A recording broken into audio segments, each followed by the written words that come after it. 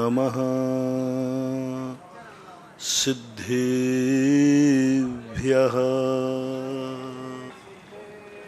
सर्वमंगल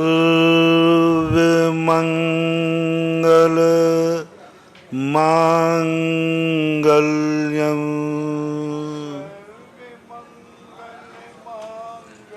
सर्वकल्याणकारकम्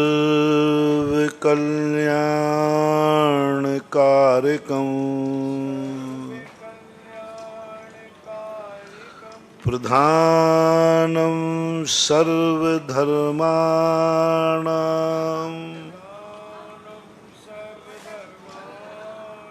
जैनं जयतु शासनम् जैनं जयतु शासनम्।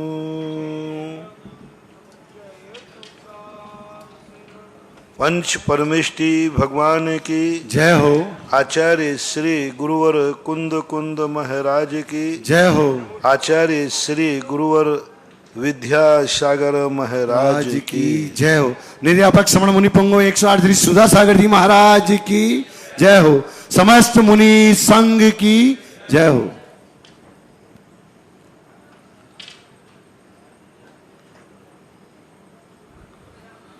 प्रसंगानुसार अपन आगे समझते हैं कि व्यक्ति को सबसे पहले जो कुछ भी उसके पास है उसका मूल्यांकन अपनी दृष्टि में कितना है। हम अपनी जिंदगी का मूल्य दूसरों से पूछते हैं, हम अपनी वस्तु का मूल्य दूसरों से पूछते हैं, बाजार में ले जाके पूछते हैं कि यह वस्तु कितने कीमत की है। ग्राहक कभी उचित दाम लगा ही नहीं सकता, क्योंकि ग्राहक तो कम से कम दाम लगाने का प्रयास करेगा। दुनिया कभी भी नहीं समझ सकती। हमें स्वयं उस वस्तु के संबंध में समझना है। दुकानदार अपनी वस्तु पर रेट स्वयं डालता है। कंपनी से जब वस्तु निकलती है तो उसका रेट ग्राहक तय नहीं करते, कंपनी तय करती है। वो माल बिके या नहीं बिके, वो माल दुनिया में पसंद करें या नहीं करें, लेकिन पहला मूल्यांकन तो कंपनी को ही करना पड़ेगा। ऐसे ही हमें अपनी जिंदगी के संबंध में दुनिया की दृष्टि में मैं कितना इज्जतवान हूं, दुनिया मुझे कितना सम्मान देती है, दुनिया मुझे क्या मानती है, ये बात बहुत बात की है। पहले तो तुम्हारी जिंदगी में तुम्हारी खुद की इज्जत कितनी है। तुम्हारे पास जो कुछ भी है, बाहर से आप चलें तो आप ये समझें कि आपको अपने परिवार का कितना मूल्य है। आप क्या समझते हैं कि आपका परिवार आपके लिए कितना कीमती है। मरने के बाद कीमत आंकते हो कि ये बड़ा कीमती था, जीते जी तो घर का एक सदस्य।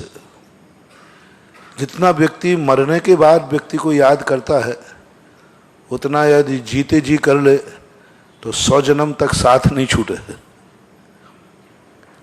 मरने के बाद फिर उसके गुण याद आते हैं कि ये बड़ा गुणवान था, बड़ा अच्छा आदमी था, और जीते जी हमने कभी उनके गुणों का मूल्य नहीं आंका। जो व्यक्ति दूर के ढोल सुहावने होते हैं, जो व्यक्ति दूर रहते हैं, वे बड़े कीमत आंकते हैं। जिस समय जहाँ पर लोगों को भगवान नहीं मिलते हैं, मंदिर नहीं होता है, उनकी कीमत बहुत होती है। वे रोते हैं, विदेशों में चले गए लेकिन भी रोते हैं कि महाराज जी हमने ऐसा कौन सा पाप किया जो मुझे आजीविका के लिए विदेश जाना पड़ा। ना वहाँ मंदिर है और ना गुरु हैं, वहाँ नाम भी लेना मुश्किल है। कैसी तड़पते हैं वो। यहाँ आकर के ऐसी भक्ति करते हैं जैसे कि कई भूखे और प्यासे को, और जो यही मंदिर के बाजू में रहते हैं वे कहो मंदिर के दर्शन भी नहीं करते। कर्म कहता है कि मैं क्या करूं। कर्म और प्रकृति बुरे नहीं हैं, उनकी मजबूरी है। उसने हमें बहुत सुख देने का प्रयास किया, लेकिन जितने जितने हम उपलब्धियां मिलती गई उतने उतने हम पापी होते गए, अधर्मी होते गए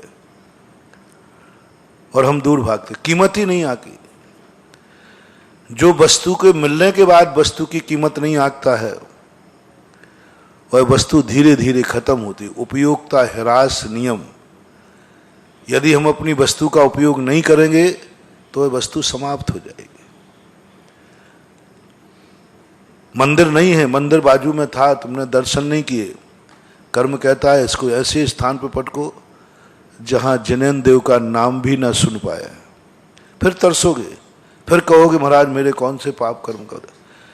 जिन जिन लोगों को विदेश जाना पड़ा आजीविका के लिए, धन न लुभा दिया, वे वही पापी जीव हैं जिन्होंने कभी देव साथ गुरु के मिलने पर भी उनका मूल्यांकन नहीं किया होगा। उनका मूल्य नहीं समझा होगा कि ये कितना मूल्यवान है कि हमारे यहाँ एक मंदिर है। मंदिर को अपन ने यूं समझ लिया। कर्म सब वीडियो बनाता है, फिर कहता है जब इसको मंदिर देने के बाद भी मंदिर की कीमत नहीं है, चलो इसको ऐसे स्थान पर पटको जहां मंदिर ही नहीं हो। गुरु मिलने के बाद गुरु को नहीं मानता है तो ऐसे लोगों को पटक दो मिलेक्ष खंड में जहां मुनियों का विहार ही नहीं होता। जो मुनि होते हुए जैन कुल में जन्म लेकर के भी मुनियों का मूल्य नहीं समझता, मुनियों का आदर सत्कार नहीं करता, मुनियों को नवदा भक्ति आदि नहीं करता, ऐसे जीव मर करके मिलेक्ष खंड में जन्म लेते हैं। अभी तो जैन कुल मिला, तो जैन कुल में जन्म लिया, लेकिन बस लास्ट भव है। कुंद भगवान ने लिखा है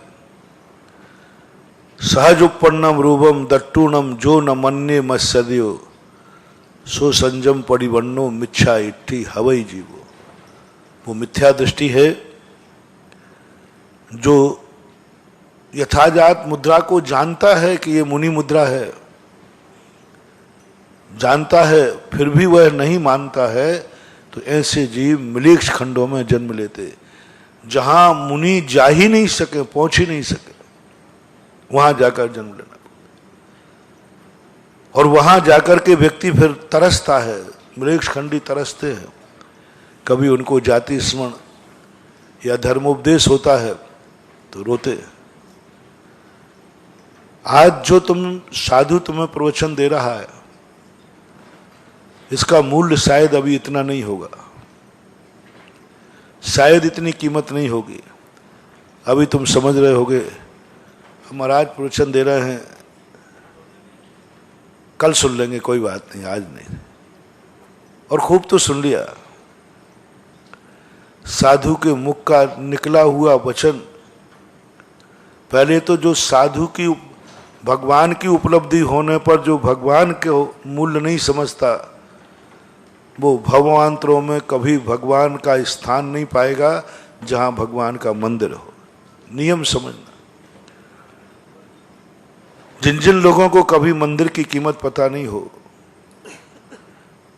ये क्यों कराया जाता है कि नियम लो कि मंदिर नहीं मिलेगा तो भोजन नहीं करेंगे। ये इसलिए कराया जाता है ऐसे नियम लेने वाले को एक दिन साक्षात तीर्थंकर का दर्शन होगा, ऐसे क्षेत्र में जन्मेगा। एक व्यक्ति ने पूछा महाराज विधेय क्षेत्र में जन्म लेने का सरल और सस्ता उपाय बताओ। विदेह क्षेत्र में साक्षात सिमंदर भगवान का दर्शन हमें करने का मन है। मैंने कहा सबसे सरल उपाय है कि तुम एक नियम ले लो कि मैं जब तक जिनेंद्र भगवान का दर्शन नहीं करूंगा, अभिषेक नहीं करूंगा, मैं अन्न जल का त्याग करता हूं। भोजन जब ही करूंगा जब जिनेंद्र देव का दर्शन होगा। यात्रा में है, उपवास कर लेना, भली सम्मेद शिखर की यात्रा हो। पहले लोग सम्मेद शिखर की यात्रा में एक उपवास करते थे, क्योंकि रास्ते में कहीं मिलना ही नहीं, उपवास पूर्वक बंद। अब ऐसे जीवों को कर्म कहता है कि भगवान के दर्शन का इतना मूल्य, भगवान के दर्शन का इतना मूल्य, दर्शन का ज्यादा कीमत नहीं है। ये दर्शन की लोग, बहुत सारे लोग देव दर्शन का नियम ले लेते हैं, अभिषेक भी करते हैं। मैं हमेशा कहता हूं इसका मूल्य बताओ कितना है। महाराज मैं प्रतिदिन देव दर्शन करता हूं, अभिषेक करता हूं, पूजन करता हूं, हमें कितना पुण्य लगेगा? अभी कुछ भी नहीं कह सकते। आप ही बताओ, ये देव दर्शन का जो आपका नियम है इसका मूल्य कितना है? देव दर्शन अभिषेक कितने में छोड़ दोगे, कितने में करोगे ये नहीं कह रहा हूं, कितने में करोगे ये नहीं कह रहा हूं, कितने में छोड़ दोगे, इसकी कीमत बता दो। कितनी बड़ी समस्या आ जाए तो आप मंदिर अभिषेक नहीं जाओगे, पूजन करने नहीं जाओगे। बस उतना मूल्यांकन बताओ कितना है। देव दर्शन तो सारी दुनिया करती है, भगवान तो खुले रहते, सब दर्शन करते, मिथ्या दृष्टि भी करते, सम्यक दृष्टि भी करते। मिथ्या दृष्टि का भी दर्शन है, वो भी कर ही रहा है। तुम ये दर्शन कितने में छोड़ दोगे, बस इतना सा बात। अभी तुम कहते हो महाराज मैं देव साध गुरु के अलावा किसी को नहीं मानता, बहुत अच्छी बात, लेकिन ये जो नियम है कितने में तोड़ दोगे? कितने रुपया दे दूं? एक छोटी सी बीमारी आ जाए तो, छोटी सी परेशानी आ जाए तो कुदेवों को पूछते हुए पाए जाओगे। मैंने अच्छे अच्छे लोग देखे राजस्थान में जो कहते थे नहीं मैं सच्चे देव के अलावा किसी को नहीं मानता। थोड़ा भी यदि किसी मूर्ति में किसी ने थोड़ी सी केसर भी लगा दी, चंदन लगा दिया, नमस्कार नहीं करूंगा, तो मैं नहीं मानूंगा। मुनि महाराज को नहीं मानते थे, नहीं महाराज 16 बन्नी सोना चाहिए, 16 बन्नी, थोड़ा सा भी गड़बड़ है वे मुनि को नहीं मानते। इतने महाराज जी कुछ भी हो, मैं खोटे देव सात गुरु को तो छोड़ो, मैं चोखों में भी बट्टा है तो मैं भी नहीं मानूंगा। मैं जब उनके जीवन पे एक संकट आया, उनके बेटे को कुछ ऐसी बात बन गई जो बेटा को किसी ने कह दिया कि फलानी मजार पर जाकर एक चादर चढ़ा दो। चले गए वो, मुझे मिले, मैंने कहा भाई कहाँ से आ रहे? बोले महाराज जी मरता क्या नहीं करता। मैंने कहा भैया तुम्हें तो भगवान में ही बट्टा दिख रहा था, गुरु में बट्टा दिख रहा था, ये तो बट्टा क्या सारा सारा कट्टा ही है, सब कुछ मिटाने वाला क्या? वो कह रहे महाराज जी आपके प्रवचन अब समझ में आ गए, अब समझ में आ गए आपकी बातें।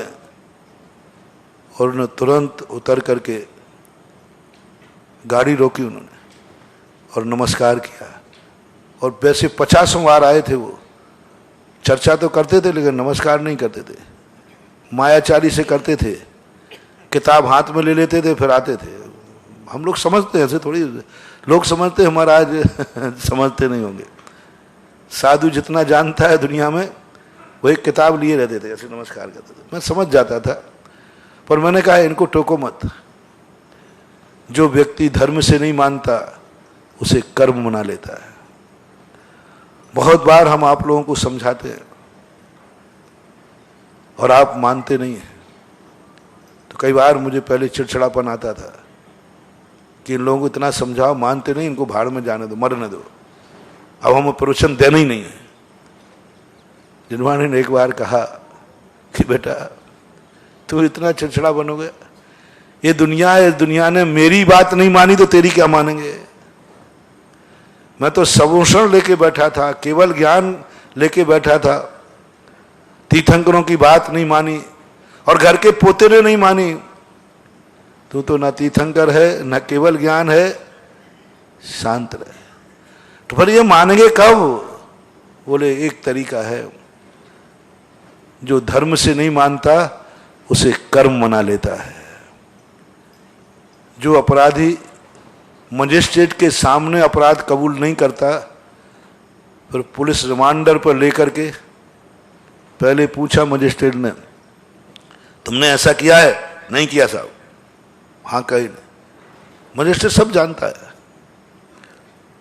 उन्होंने कहा ठीक है, इसको 7 दिन का रिमांडर दे दो। और जब रिमांडर से 7वें दिन अदालत में आया, क्यों तुमने? हाँ साहब किया है।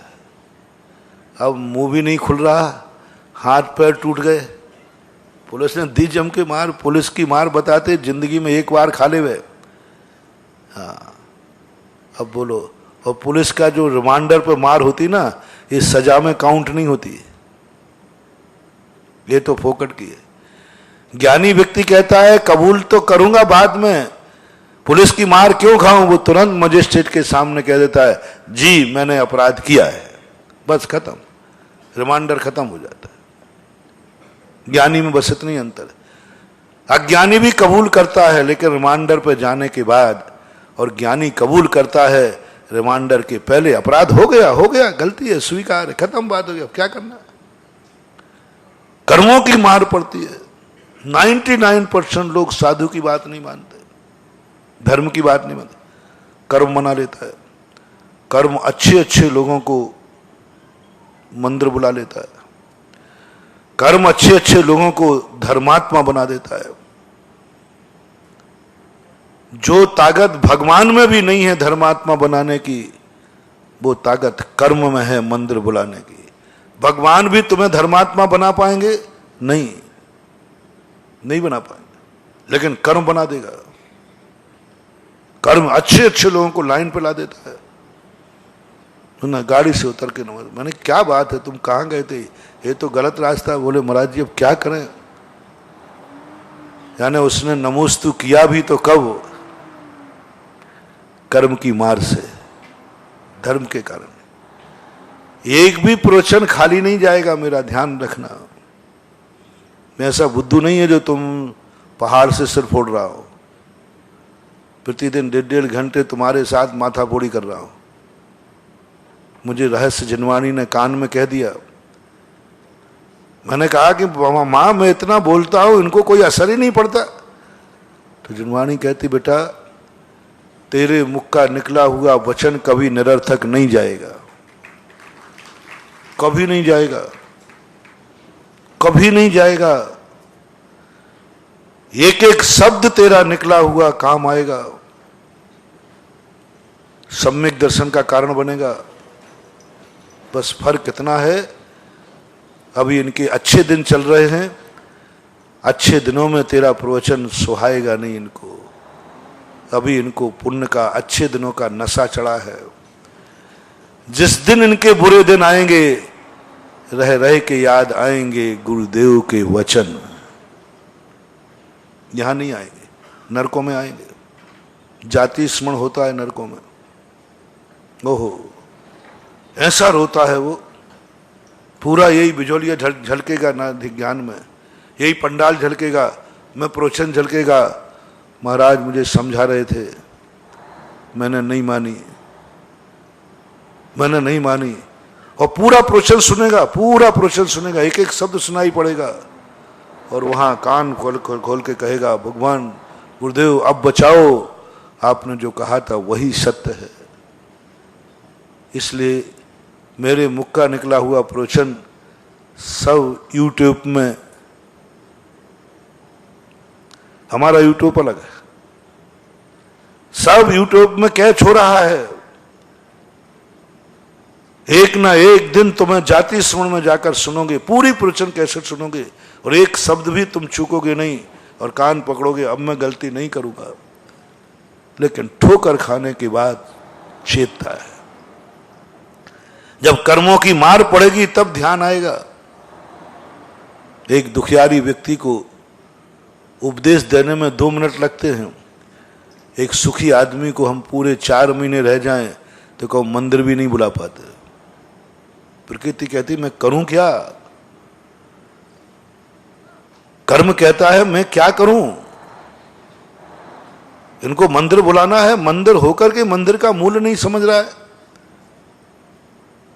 जैन कुल में जन्म दे दिया, मंदिर गांव में दे दिया, तीर्थ क्षेत्र गांव में दे दिया, तो भी ये मूल्य नहीं समझ रहा है। ठीक है, मंदिर तो बुला के रहूंगा। प्रकृति एक मां है, भगवान और गुरु भी एक मां है, जिनवाणी मां है। ये बच्चे को एन कैन प्रकारन रास्ते पर लाते हैं। पहले पुचकार करके बेटा ऐसा करो, ऐसा मत करो। वो नहीं मानता है तो ये थप्पड़ मारने का भी अधिकार रखते हैं। थप्पड़ मार देगी माँ, एकदम छोट थप्पड़ मार देगी, नहीं मानेंगे तो पिता भी मार देगा। ऐसे ही ये प्रकृति माँ, ये भगवान गुरु जिनवाणी, ये प्रकृति कहती है ये नहीं आ रहा है मंदिर, नहीं आ रहा है। तपाक से ऐसा झापड़ मारेगी, ऐसा संकट ढह देगी, ऐसी परेशानी ला देगी, ऐसी बीमारी ला देगी, और उस समय पर हमसे कहेगी जिनवाणी मां अब प्रवचन दे इसको। तो बोले ये सुनता नहीं है, मैं पहले दे चुका हूं। बोले आज तो दे। अरे मां ये सुनते ही नहीं, खूब सुना दिया। ये राजस्थानी लोग हैं, मेरे आचार्य सी भी सुना सुना के थक के चले गए। पारसनाथ भी सुना सुना करके चले गए। जिनवाणी कहती तू मुझे मत बता कौन कौन सुना गए, तू आज प्रवचन दे। बोले क्यों? जिस समय पारसनाथ ने प्रवचन सुनाया था उस समय ये सुखी थे, इस सुख के नशे में मस्त थे। तेरे गुरुजी आए तब भी नहीं सुना, तेरे भी नहीं सुना, लेकिन आज प्रवचन जरूर सुना।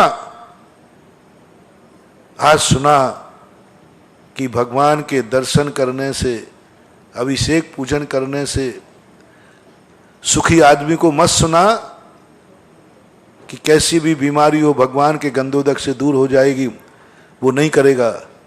आज सुनाओ उसको, वो एक एक बूंद गंधोदक को लगाएगा, मंदिर आएगा, क्योंकि आज वो आफत का मारा है। और सही में जो आफत के मारे होते हैं उनको जो कहो वो करने को तैयार रहते हैं, जो कहो कुछ भी करने को तैयार है, आफत के मारे। इसलिए ये प्रकृति जो हमें कष्ट देती है, दुख देती है, कहीं ना कहीं से हमारी भूल सुधार को देती है। कहीं ना कहीं हमने किया होगा, भगवान की अवज्ञा की होगी। कितने में छोड़ दोगे भगवान को, मंदिर को, दर्शन को? कितना मूल्य है इतना बता दो। थोड़े से ब्याई जी आ जाएं तो बस, बोले भाई आज अभिषेक में नहीं दिखे, वो थोड़े से ब्याई जी आ गए थे साहब, खत्म। भगवान का मूल्य कितना, ब्याई जी से भी गए भी था। भगवान की कीमत कितनी, ब्याई जी से भी गई भी थी। ब्याई जी मूल्यवान हो गया, रिश्तेदार आ गया ना। आज अभिषेक करने नहीं आए, आज पूजन करने नहीं आए, छोड़ दिया। थोड़ी सी परेशानी आ जाए, सबसे पहले कौन सी चीज कट करते हो? थोड़ी सी भी कोई एडजस्टिंग करना पड़े तो वो मंदिर का टाइम कट करोगे। कितनी कीमत है मूल्य की। कीमत ये आंखों की मौत आ सकती है। अन्न जल मैं जब ग्रहण करूंगा जब जनेन देव का दर्शन होगा।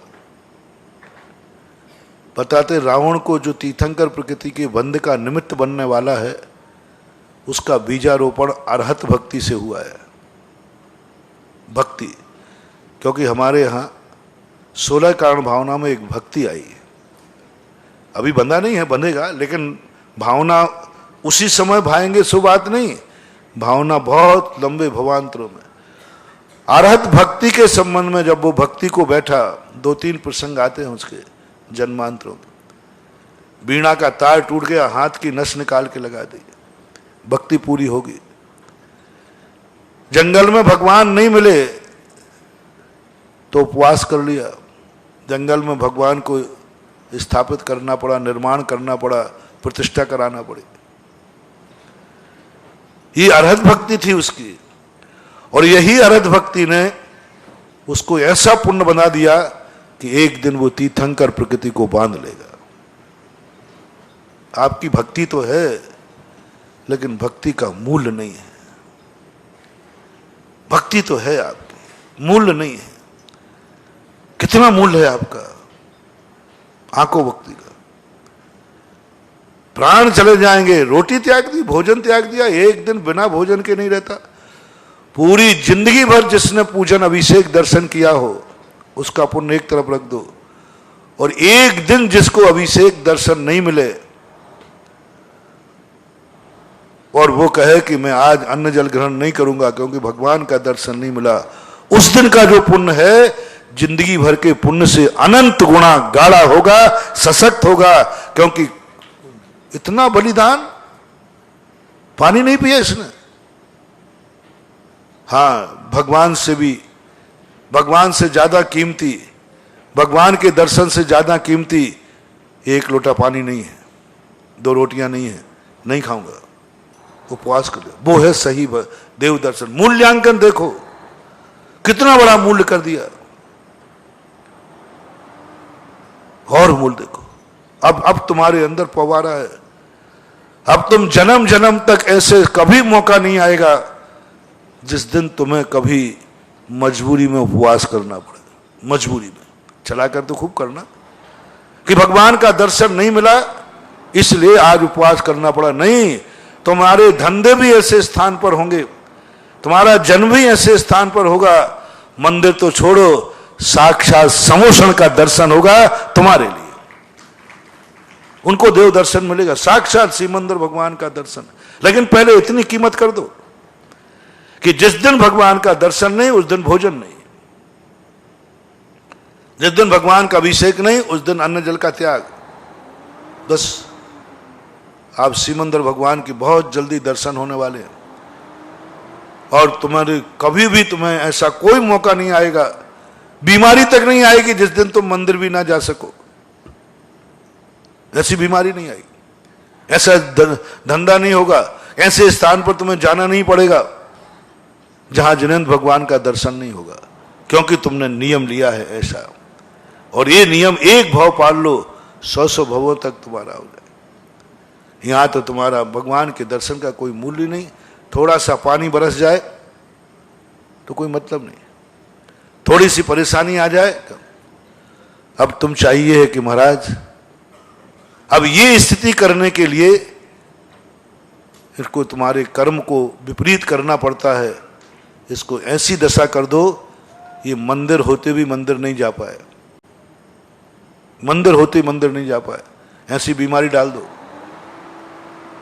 और बीमारी में नहीं डाल पाए, तुमने बहुत बड़ा पुण्य किया हो तो कर्म कहता है इसको धंधे में ऐसा व्यस्त करो, इतना व्यापार दे दो कि पापी मंदिर भी नहीं जा पाए।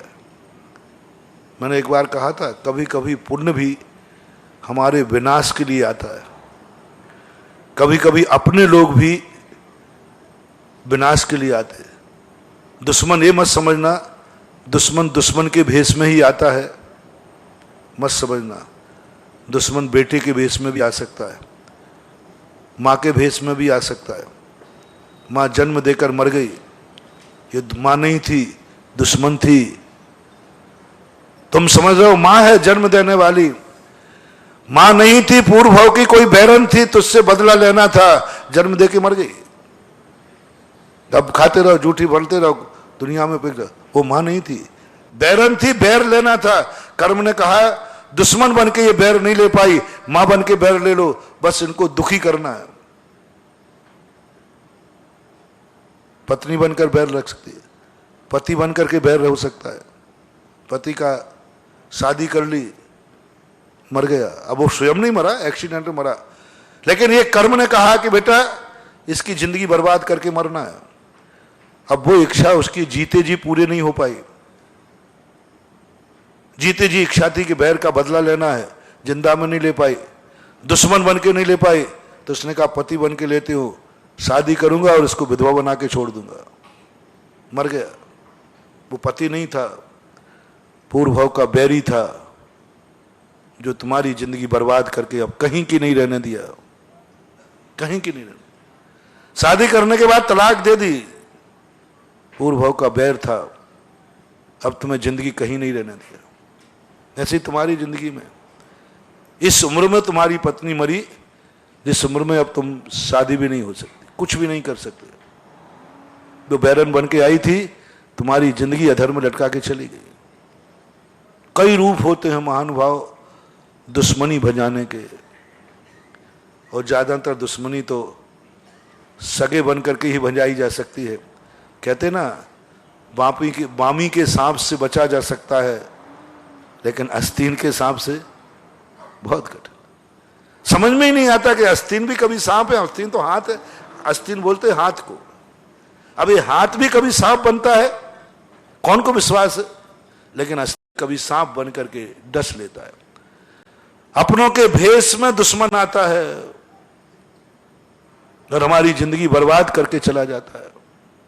हम रोते रह जाते हैं, हम मोह में पड़ जाते हैं, हमें इतना मोह हो जाता है कि नशा भूल जाते हैं, और गुरु कहते हैं कि नहीं, रो मत, दुश्मन था जो तुम्हारे लिए बीच में छोड़ के गया। इसके बिना कभी भी तुम्हारी जिंदगी को वो अधर्म में छोड़ ही नहीं सकता। कर्म सिद्धांत है। कोई भी व्यक्ति यदि तुम्हें अधर्म में छोड़ के गया है, नियम से उसने पूर्व भाव का कोई बदला लिया है, नियम से माने, क्योंकि तुम्हारी जिंदगी ऐसी थी, तुमने ऐसे ही किया था, उसने कहा ऐसे बदला लेता हूं। बहुत सारी घटनाएं ऐसी घट जाती। इसी प्रकार जब तुमने कहा कि नहीं, कर्म कहता है कैसे लिखाऊं बदला, कैसे क्या करूं, कैसे क्या करूं, कौन सा रूप धारण करूं? बोले इसका सगा बन जाओ और मिटा दो, इसको बर्बाद कर दो। एक दिन मैंने बहुत बड़ी कहानी सुनाई थी इसकी। दुश्मन ने दुश्मन के घर पैदा होने का वरदान मांगा था, और उसकी हालत क्या की थी? बंधु मत समझो, मत उलझो, थोड़ा चेतो, जागो, अपनी जिंदगी को समझो, मूल्य किसका कितना है, कितनी जिंदगी। नहीं तो एक दिन तुम्हारी हंसा ऐसी हो जाएगी, कुछ भी नहीं कर पाओगे तुम। इसलिए अपनी जिंदगी को, जो चीज तुम्हें मिली है, उसका मूल्यांकन करो। थोड़ी थोड़ी बातों में उसको मत छोड़ो। ये नियम वगैरह कुछ नहीं, कुछ नहीं होता। और यदि तुम्हारे मन में भाव आया, और जिसने तुम्हारे धर्म में अंतराय डाला वो भी बैरी है। तुम मंदिर आ रहे थे, उसी समय ब्याई जी आए, समझ लेना ये ब्याई जी नहीं है, पूर्व भाव का बैरी है जो इसी समय आया, इसी समय आया जिस समय तुम्हारे मंदिर जाने का समय है। और मीत ब्याई जी होगा तो वो देख के पहले ही कहेगा, साहब मैं इस समय नहीं आऊंगा, ये मंदिर का समय में मैं आपके मंदिर जाने में विघ्न नहीं बनूंगा, मैं नहीं आऊंगा। और आऊंगा तो आते ही वो कहेगा, देखो मंदिर जाना मत रोकना, मैं भी तुम्हारे साथ मंदिर चलूंगा, मेरे कारण मंदिर मत रोकना, मैं भी तुम्हारे साथ चलूंगा। समझ लेना ये सगा ब्याई जी है जो मेरे धर्म में बाधा नहीं डाल रहा है। मैं संकोच कर रहा था कि यदि मैं मंदिर गऊं तो ब्याई जी बुरा नहीं मान जाए, मैं मुश्किल से तो आया हूं, ये जा रहा है। एक व्यक्ति ने एक स्थान पर घटना घटी, उसी समय उसका बारात लगना थी, उसी दिन मेरा प्रवेश था, और मेरा वहां रुकने का प्रवेश हो जाए तो 2-4 दिन तो रुकेंगे। और जिसके यहाँ उसकी शादी हो रही थी, उसने कहा कि महाराज जी के प्रवेश का समाचार मिला है। बोले हाँ साहब, उसी दिन जिस दिन आप बारात है उसी दिन। उसने कहा नहीं, अब मैं बारात लेके नहीं आऊंगा, जब तक महाराज हैं बारात नहीं आएगी। क्यों? मैं नहीं चाहता हूं कि जो मेरा रिश्तेदार बन रहा है वो मेरे कारण से गुरु के लाभ रहने से वंचित रह जाए। पंच कल्याणक था कोई कार्यक्रम नहीं, नहीं, पहले शादी की तारीख तय हो चुकी थी, बुकिंग हो चुकी थी, सब कुछ हो गया था। उसने कहा नहीं, मेरे गुरु पधार रहे, तुम्हारे भी गुरु, तुम भी मानते हो, शादी तो 5-10 दिन बाद हो जाएगी, पंचकर्णक थोड़ी 5 दिन बाद मिलना है। वर्षों सालों के बाद पंचकर्णक हो रहा है, वर्षों सालों के बाद गुरु महाराज आ रहे हैं, शादी तो बाद में भी हो जाएगी। नहीं, इस शादी को मैं पोस्टपोन करता हूं, बाद में शादी होगी। जब तक गुरु तुम्हारे नगर में हैं, मैं आकर के तुम्हारे इस कार्यक्रम में विघ्न नहीं डालूंगा, पंच कल्याणक में विघ्न नहीं डालूंगा, क्योंकि पंच कल्याणक हो और उसी समय तुम्हारी शादी हो तो तुम किस में जुटोगे? बोलो ना, शादी होगे, स्वाभाविक है, मैंने पहले ही कहा था। महाराज की आगवानी हो रही हो, उसी दिन तुम्हारे बेटे परिवार की बारात आ रही हो, तो किसकी आगवानी करोगे? बोल दो, बोलो, डरो मत, डरो, बारात की, सीधी बात। मुझे इतनी खुशी हुई कि साहब, उन्होंने कहा नहीं, तुम मेरे रिश्तेदार बन रहे हो, ब्याई जी सगे बन रहे हो, मैं तुम्हारे धर्म कार्य में विघ्न डालूं, और वो भी प्रारंभ मेरा धर्म, मेरी बारात विघ्न डालेगी पंच कल्याणक में, तुम पंचकर्णक भाग नहीं ले पाओगे, पंचकर्णक में इंद्र नहीं बन पाओगे तुम, पंच कल्याणक की बोली नहीं ले पाओगे तुम, गुरु महाराज के प्रवचन नहीं सुन पाओगे तुम। इतना बड़ा पाप मैं करूं इस मंगल कार्य में, नहीं होगा। बुकिंग सब हो चुकी थी, कार्ड भी छप गए थे, सब कुछ कर दिया था, लेकिन जैसे ही पंचकल्याणक की और हमारे आने की तारीख हुई, स्पष्ट कर दिया, लाखों का नुकसान होवे तो हो जावे, लेकिन मैं धर्म में विघ्न नहीं डालूंगा। जब मुझे पता चला, मैंने कहा ये है जन्म जन्म का मीत ब्याई जी, जिसने कहा नहीं, धर्म में विघ्न नहीं आएगा मेरे कारण से, ये है कारण। ऐसे कौन है? ऐसे कितने लोग हैं? और ये और कहेंगे बारात तो उसी समय आएगी, तुम कहोगे भी ना तो वे झगड़ा और कर लेंगे, बोले ठीक है, करना हो तो करो, नहीं तो करना पड़े। समझ लेना, ये रिश्तेदार नहीं बन रहा है, पूर्व भाव का बैरी आया है जो तुम्हारे पंच कल्याणक में विघ्न डाल रहा है। ये शादी नहीं हो रही है, ये शादी तुम्हारी जिंदगी को बर्बाद करेगी, जिसने शुरुआत में ही धर्म में विघ्न डाला, बर्बाद करेगी। महानुभाव, मेरा बहुत करुणा दया करके कहना है, आपके रिश्तेदार हों या आप हों, सबसे पहले ये ध्यान रखा करो, तुम्हारे इस कार्यक्रम से कहीं धर्म में विघ्न तो नहीं आएगा, धर्म में विघ्न तो नहीं आएगा।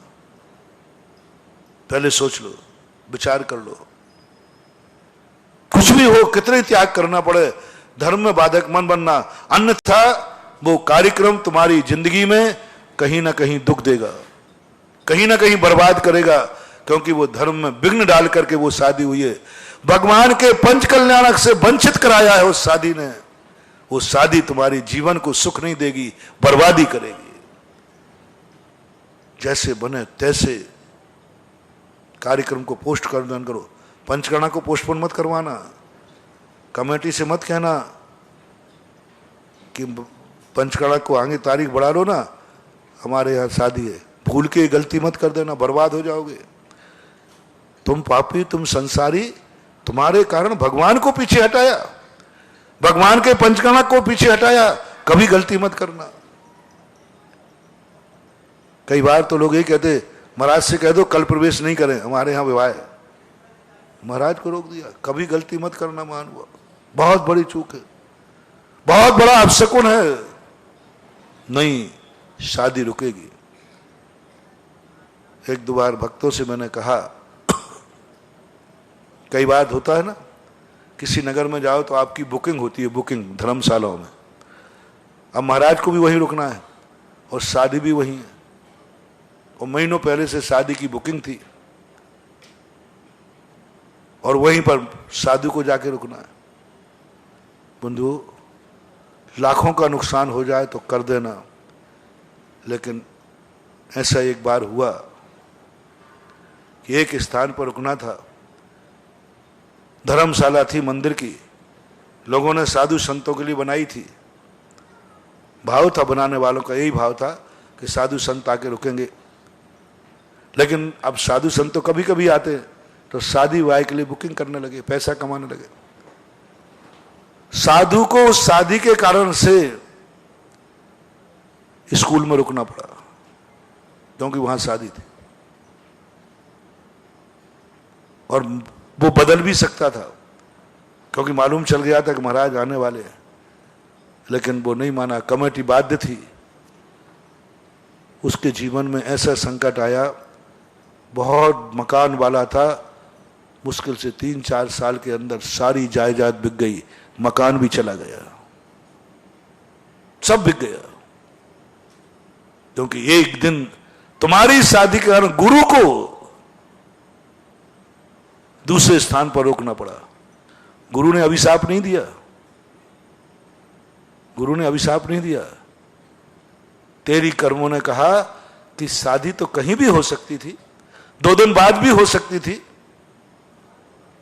और अभी पलटा भी जा सकता था, हफ्ते भर था, लेकिन नहीं पलटा। क्योंकि अभी दूसरा स्थान लेंगे, 1,00,000-2 लाख ज्यादा लग जाएंगे, 1,00,000-2 लाख नहीं, करोड़ भी ज्यादा लग जाए महानुभाव, सारी जायदाद भी बेचना पड़े, लेकिन तुम्हारे किसी कार्यक्रम के कारण साधु को कुछ अन्यत्र न जाना पड़े, साधु को रुकना ना पड़े, साधु को कदम ना रोकना पड़े तुम्हारे कारण से, ये ध्यान रखना।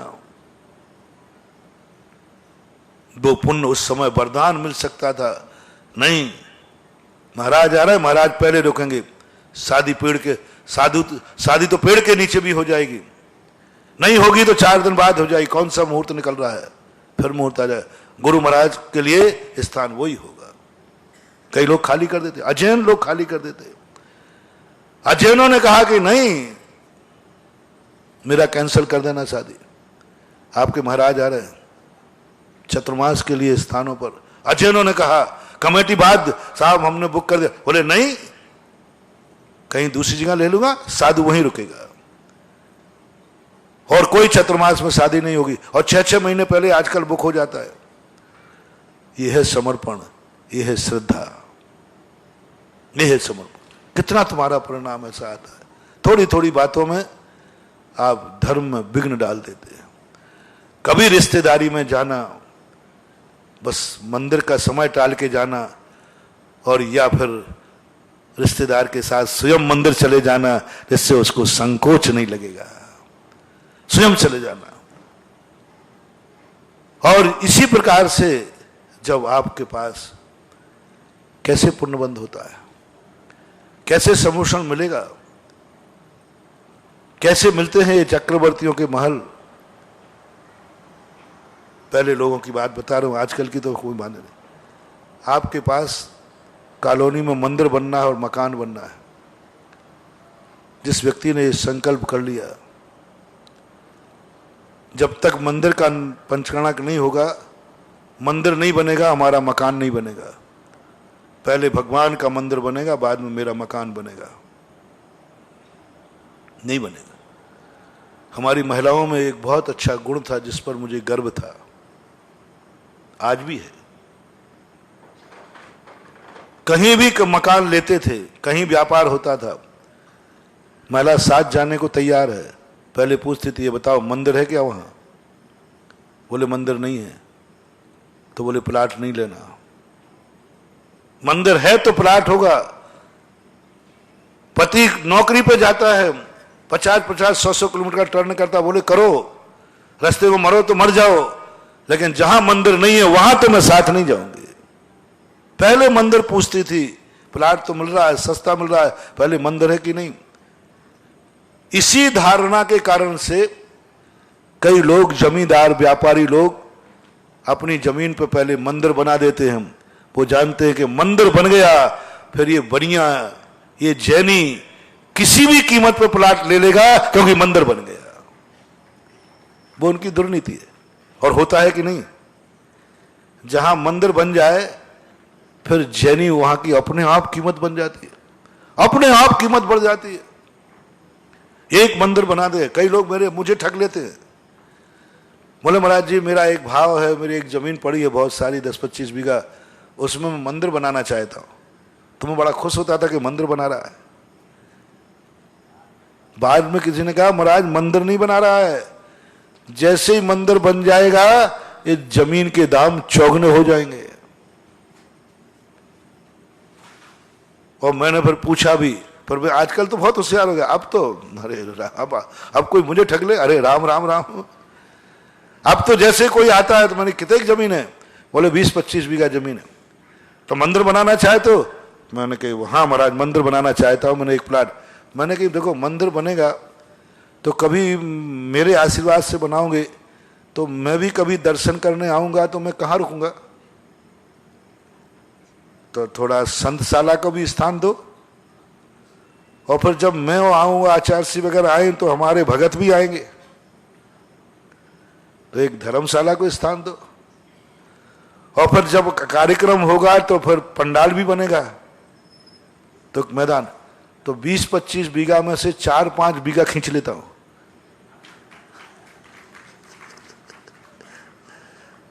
दो 2-3 बीघा तो कम से कम जिनकी जमीन है, जब तक वे 2-3 बीघा जमीन नहीं देते हैं तब तक मैं कहता हूं कि मैं मंदिर का शिलान्यास का आशीर्वाद नहीं दूंगा, क्योंकि तू जितना कमाना चाहता है उस कमाई की जमीन मुझे दे दे, बाकी मैं मंदिर बना दूंगा। वो कहता है गुरुजी तो मेरी बुद्धि के भी बाप। क्या है ये, कितना बड़ा पाप करते हैं। मैं उनको समझाता हूं महानुभाव, भगवान को आजीविका का साधन मत बनाओ। तुम मंदिर नहीं बना रहे हो, बोलो अंदर से बोलो, मंदिर बना रहे हो कि जमीन के रेट बढ़वाना है। मंदिर बनाने का तुम्हारा भाव था? बोले नहीं था। क्यों बना रहे हो? बोले जैसे जमीन के रेट बढ़ जाए। बोलो कितने % लोग मान लो जो जमीन के अंदर मंदिर बनाते हैं तो वे मंदिर के लिए बनाते हैं, लोगों के दर्शन के लिए बनाते हैं कि अपने जमीन के भाव बढ़ाने के लिए बनाते हैं? नाथूलाल कितने % मान लो? 90% मान लो, 2-4% की बात नहीं कह रहा हूं। 90% लोग जमीन के रेट बढ़ाने के लिए मंदिर के लिए प्लाट छोड़ते हैं। मैं उनको समझाता हूं कि ये गलती मत करो। कई लोग तो बदमाश ऐसे होते हैं कि जमीन में हमें बुद्धू बना जाते हैं। मैं कई बार ठगा गया हूं, बहुत ठगा हुआ बैठा हूं। ये राजस्थान में ऐसे ही नहीं बैठा हूं, मैं बहुत बार ठगा गया हूं। अब तो दूध से जला हुआ हूं, दही को फूंक फूंक पीता हूं। बहुत ठगा लोगों ने मुझे, महाराज जी मंदिर बनाना चाहता हूं, ये जगह। बाद में पता चला कि वो जगह थी नहीं, वो तो नक्शे में गार्डन के लिए छोड़ी थी, उसमें तुम्हें दे दिया, आप लड़ते रहो मरते रहो। तो वो गार्डन की जमीन थी, सरकार को छोड़ना पड़ती ना, उसमें शिलान्यास करा लिया प्राइवेट जमीन में। बाद में पता चला, लोगों ने हंगामा किया, यहां नहीं बनेगा, ये तो गार्डन की जमीन है। कितना पाप। बहुत करुणा दया करके कह रहा हूं, मेरा दुश्मन भी हो तो उससे भी कह रहा हूं, कितनी बेईमानी भी कर लेना, साची झूठी बोल लेना,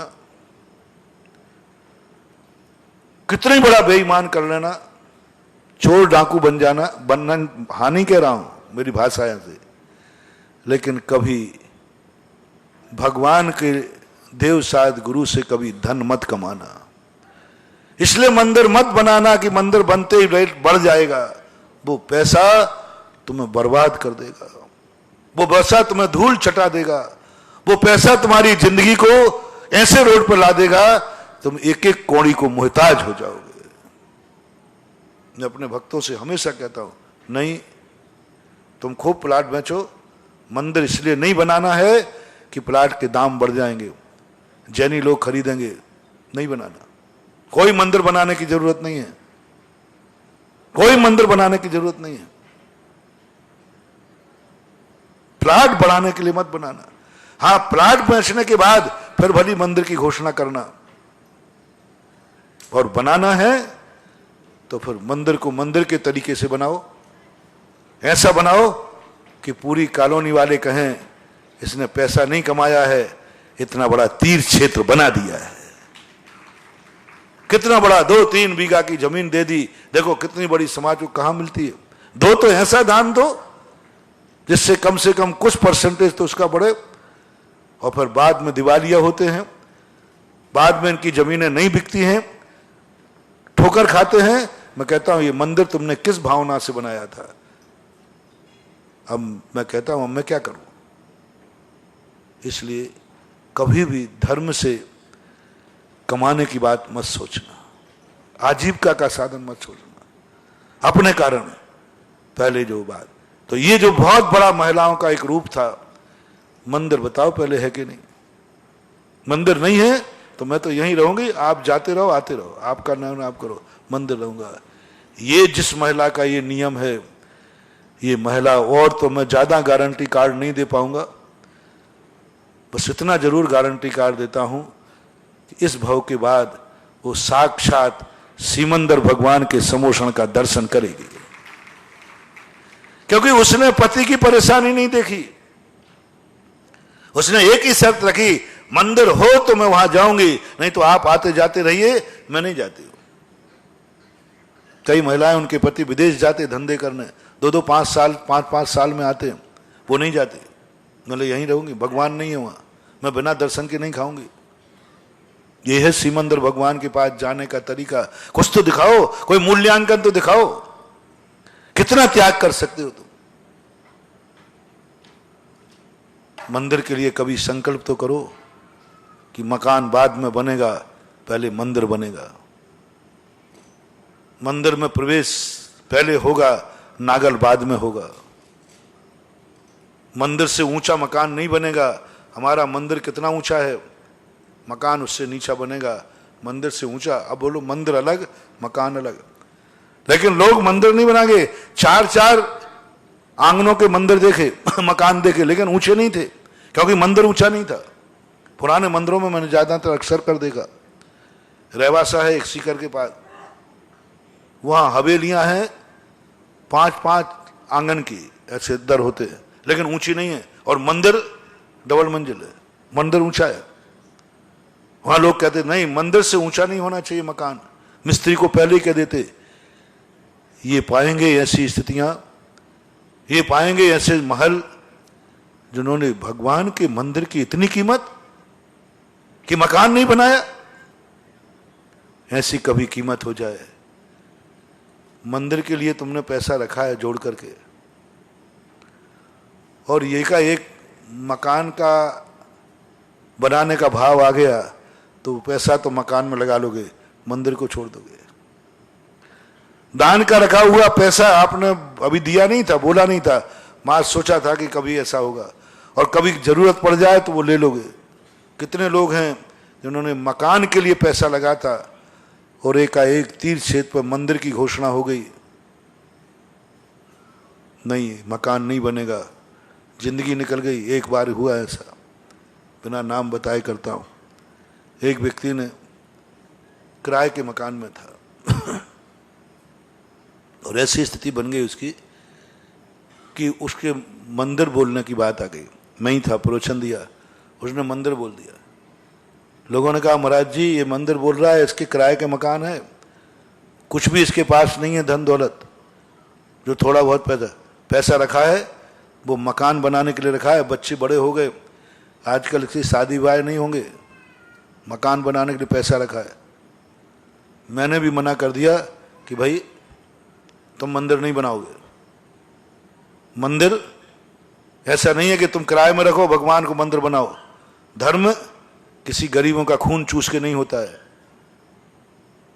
अमीर लोग बहुत हैं, तुम नहीं बनाओगे तो भी मंदिर बन जाएगा, लेकिन तेरा मकान कोई नहीं बनाएगा। मैंने उसको इतना हतोत्साहित किया, मैंने कहा देख भाई तू मंदिर नहीं बोलेगा तो भी मंदिर बनेगा, कोई बना देगा, लेकिन तेरा मकान बनाने वाला कोई नहीं आएगा। मंदिर बनाने वाले तो 10 आ जाएंगे। वो रो पड़ा, बोले महाराज मैंने कौन से, अभी तक मैंने कभी अपने आप को पापी नहीं माना, कभी मैंने नहीं कहा कि मैंने कौन से पाप किए कि मेरा घर का मकान नहीं है, अभी तक नहीं माना। आज क्या मेरे पाप कर्म का, गुरु मुझे मना कर रहे हैं, गुरु मना कर रहे हैं कि तुम मंदिर नहीं बनाओगे। मेरे जन्म जन्म के पाप कर्म का उदय आ गया। पूरा परिवार इस कदर से रोया। मैं चुप हो गया, मैं नहीं दे। मकान बनाने का पैसा, मकान बनाने का पैसा मंदिर में दान दे दिया। मैंने क्यों? बोले महाराज जिंदगी निकलेगी किराए में और निकल जाएगी। सोने के लिए तो किराए का मकान है, कोई बात, क्या फर्क पड़ता है। जिंदगी निकलेगी और निकल जाएगी, बाप की निकली बेटे की भी निकल जाएगी, लेकिन मंदिर कब बनेगा? मंदिर कैसे बनेगा? पहले मंदिर बनेगा। बोलो, ये है चाहत, ये है चाहत।